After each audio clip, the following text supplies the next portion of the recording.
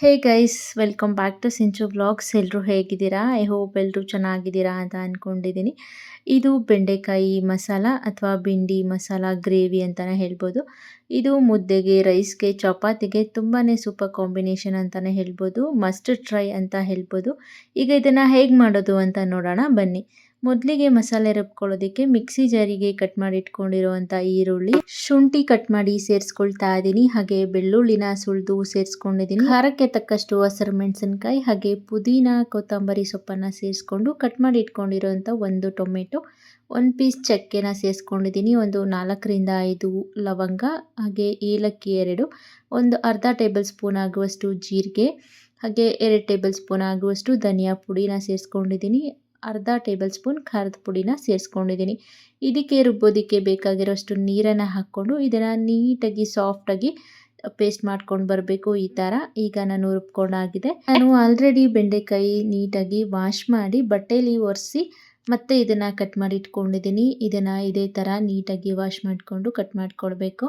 ಈಗ ಹೇಗೆ ಮಾಡೋದು ಅಂತ ನೋಡೋಣ. ನಾನಿಲ್ಲಿ ಸ್ಟವ್ ಹಚ್ಕೊಂಡು ಒಂದು ಬಾಣಲಿ ಇಟ್ಟು ಇದಕ್ಕೆ ಬೇಕಾಗಿರುವಷ್ಟು ಎಣ್ಣೆ ಹಾಕ್ಕೊಂಡಿದ್ದೀನಿ. ಈಗ ಇದಕ್ಕೆ ನಾನು ಕಟ್ ಮಾಡಿ ಇಟ್ಕೊಂಡಿದ್ದೆ ಅಲ್ವಾ ಬೆಂಡೆಕಾಯಿ, ಅದನ್ನು ಸೇರಿಸ್ಕೊಂಡು ಇದಕ್ಕೆ ಸ್ವಲ್ಪ ಉಪ್ಪನ್ನು ಕೂಡ ಹಾಕ್ಕೊಳ್ತಾ ಇದ್ದೀನಿ. ಉಪ್ಪು ಹಾಕಿ ಇದನ್ನು ಚೆನ್ನಾಗಿ ಬಾಡಿಸ್ಕೊಳ್ಬೇಕು. ಒಂದು 3ರಿಂದ 4 ನಿಮಿಷ ಲೋ ಫ್ಲೇಮಲ್ಲೇ ಬೆಂಡೆಕಾಯಿನ ಚೆನ್ನಾಗಿ ಫ್ರೈ ಮಾಡ್ಕೊಳ್ಬೇಕು. ಬೆಂಡೆಕಾಯಿನ ಬೇಯಿಸ್ಕೊಳ್ಬೇಕಾದ್ರೆ ಮೊದಲೇ ಈ ಥರ ಉಪ್ಪು ಹಾಕಿ ಇದನ್ನು ಫ್ರೈ ಮಾಡ್ಕೊಳ್ಳೋದ್ರಿಂದ ಇದರಲ್ಲಿ ಲೋಳೆ ಲೋಳೆ ಥರ ಬರೋದಿಲ್ಲ. ಹಾಗಾಗಿ ಉಪ್ಪನ್ನು ಸೇರಿಸ್ಕೊಳ್ಳೋದು ಕೆಲವರು ಸೇರಿಸ್ಕೊಳ್ತಾರೆ, ಕೆಲವರು ಸೇರಿಸ್ಕೊಳ್ಳೋದಿಲ್ಲ. ನಾನು ಯಾವಾಗಲೂ ಇದೇ ಥರನೇ ಬೆಂಡೆಕಾಯಿನ ಹುರ್ಕೊಳ್ಳೋದು. ಈಗ ನೋಡಿ ಇದು ಚೆನ್ನಾಗಿ ಬೆಂದ್ಕೊಂಡಿದೆ, ಅಂದರೆ ಫ್ರೈ ಆಗಿದೆ. ಈಗ ಇದನ್ನು ನಾನು ಒಂದು ಸಪ್ರೇಟ್ ಅದೇ ಬೌಲ್ಗೆ ಹಾಕ್ಕೊಳ್ತೀನಿ. ಹಾಕ್ಕೊಂಡು ಮತ್ತೆ ಈಗ ಅದೇ ಪ್ಯಾನ್ಗೆ ಮತ್ತೆ ಸ್ವಲ್ಪ ಎಣ್ಣೆನ ಸೇರಿಸ್ಕೊಳ್ತೀನಿ. ನಾವು ಬೆಂಡೆಕಾಯಿನ ಫ್ರೈ ಮಾಡ್ಕೊಳ್ಬೇಕಾದ್ರೆ ಸ್ವಲ್ಪ ಗಟ್ಟಿ ತಳ ಇರುವಂಥದ್ದು ಏನಾದರೂ ಪ್ಯಾನ್ ಅಥವಾ ಬಾಣಲಿನ ಯೂಸ್ ಮಾಡ್ಕೊಳ್ಬೇಕು. ಈಗ ಇದಕ್ಕೆ ಕರಿಬೇವಿನ ಸೊಪ್ಪು, ಹಾಗೆ ಸಾಸಿವೆ, ಸ್ವಲ್ಪ ಅರ್ಧ ಈರುಳ್ಳಿನ ಸಣ್ಣಕ್ಕೆ ಕಟ್ ಮಾಡಿ ಸೇರಿಸ್ಕೊಳ್ತಾ ಇದ್ದೀನಿ. ಇದಿಷ್ಟನ್ನು ಹಾಕಿ ಇದನ್ನು ಚೆನ್ನಾಗಿ ಬಾಡಿಸ್ಕೊಳ್ಬೇಕು. ಈರುಳ್ಳಿ ಸಾಫ್ಟಾಗಿ ಕಲರ್ ಚೇಂಜ್ ಆಗೋ ತನಕ ಬಾಡಿಸ್ಕೊಂಡು ಈಗ ನಾನು ರುಬ್ಬಿಟ್ಕೊಂಡಿರೋಂಥ ಮಸಾಲೆನ ಆ್ಯಡ್ ಮಾಡ್ಕೊಳ್ತಾ ಇದ್ದೀನಿ.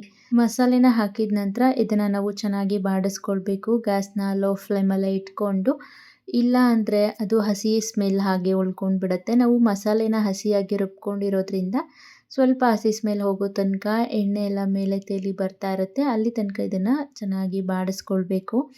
ಇದನ್ನು ನಾವು ಮಸಾಲೆನ ಮೊದಲೇ ಎಣ್ಣೆಯಲ್ಲಿ ಫ್ರೈ ಮಾಡಿ ಆಮೇಲೆ ಕೂಡ ರುಬ್ಕೊಳ್ಬೋದು. ನಾನು ಹಾಗೆ ರುಬ್ಕೊಂಡಿದ್ದೀನಿ. ಹಾಗೆ ಮಾಡಿದ್ರೂ ಕೂಡ ಚೆನ್ನಾಗಿರುತ್ತೆ. ಈಗ ಇದಕ್ಕೆ ಸ್ವಲ್ಪ ರುಚಿಗೆ ತಕ್ಕಷ್ಟು ಉಪ್ಪನ್ನು ಸೇರಿಸ್ಕೊಳ್ತಾ ಇದ್ದೀನಿ. ಹಾಗೆ ಸ್ವಲ್ಪ ಅರಿಶಿನ ಸೇರಿಸಿ ಇದನ್ನು ಚೆನ್ನಾಗಿ ಬಾಡಿಸ್ಕೊಂಡು ಲಿಡ್ನ ಕ್ಲೋಸ್ ಮಾಡಿ ಈ ರೀತಿ ಚೆನ್ನಾಗಿ ಕುಕ್ ಮಾಡ್ಕೊತೀನಿ ಒಂದು 2ರಿಂದ 3 ನಿಮಿಷ. ಈಗ ಹಸಿ ಸ್ಮೆಲ್ ಎಲ್ಲ ಹೋಗಿರುತ್ತೆ. ಮತ್ತು ಇನ್ನೊಂದು 2 ನಿಮಿಷ ಇದನ್ನು ಹೀಗೆ ಕುಕ್ ಮಾಡ್ಕೊಳ್ತೀನಿ. ಅದಾದ ನಂತರ ಇದಕ್ಕೆ ಬೇಕಾಗಿರುವಷ್ಟು ನೀರನ್ನು ಹಾಕ್ಕೊಳ್ತೀನಿ. ಕನ್ಸಿಸ್ಟೆನ್ಸಿ ತಕ್ಕಂತೆ ನೀರನ್ನು ಹಾಕಿ ಮತ್ತೆ ಲಿಡ್ನ ಕ್ಲೋಸ್ ಮಾಡಿ ಮತ್ತೆ ಇದನ್ನು ಚೆನ್ನಾಗಿ ಕುದಿಸ್ಕೊಳ್ತೀನಿ. ಈ ರೀತಿ ಕುದೀತಿರುವಾಗ ಮತ್ತೆ ಒಂದ್ಸರಿ ಚೆನ್ನಾಗಿ ಮಿಕ್ಸ್ ಮಾಡಿಕೊಂಡು ನಾವು ಕಟ್ ಮಾಡಿ ಫ್ರೈ ಮಾಡಿಟ್ಕೊಂಡಿದ್ದಂಥ ಬೆಂಡೆಕಾಯಿಯನ್ನು ಸೇರಿಸ್ಕೊಳ್ತಾ ಇದ್ದೀನಿ. ಬೆಂಡೆಕಾಯಿ ಸೇರಿಸ್ಕೊಂಡು ಮತ್ತೆ ಇದನ್ನು ಇನ್ನೂ ಒಂದು 5 to 6 ಮಿನಿಟ್ಸ್ ಚೆನ್ನಾಗಿ ಕುಕ್ ಮಾಡ್ಕೊಳ್ಬೇಕು. ಈಗ ನಾವು ಬೇಕಿದ್ರೆ ಉಪ್ಪು ಖಾರ ಚೆಕ್ ಮಾಡಿ ಹಾಕ್ಕೊಳ್ಬೋದು. ಈಗ ನೋಡಿ ಚೆನ್ನಾಗಿ ಬೆಂದ್ಕೊಂಡಿದೆ ಬೆಂಡೆಕಾಯಿ, ಹಾಗೆ ಗ್ರೇವಿ ಕೂಡ ಚೆನ್ನಾಗಿ ರೆಡಿ ಆಗಿದೆ. ಇನ್ನು ಇಷ್ಟು ಮಾಡಿದ್ರೆ ಆಯಿತು, ಬೆಂಡೆಕಾಯಿ ಮಸಾಲ ರೆಡಿ ಆಗೋಗ್ಬಿಡುತ್ತೆ. ಹೋಪ್ ನಿಮಗೆ ಈ ರೆಸಿಪಿ ಇಷ್ಟ ಆಗಿದೆ ಅಂತ ಅಂದ್ಕೊಳ್ತೀನಿ. ಇಷ್ಟ ಆಗಿದ್ರೆ ಪ್ಲೀಸ್ ಒಂದು ಲೈಕ್ ಮಾಡಿ, ಹಾಗೆ ಸಬ್ಸ್ಕ್ರೈಬ್ ಮಾಡಿ, ಕಮೆಂಟ್ ಮಾಡಿ, ಶೇರ್ ಮಾಡಿ. ಮತ್ತೆ ಸಿಗ್ತೀನಿ. Thank you for watching. Take care.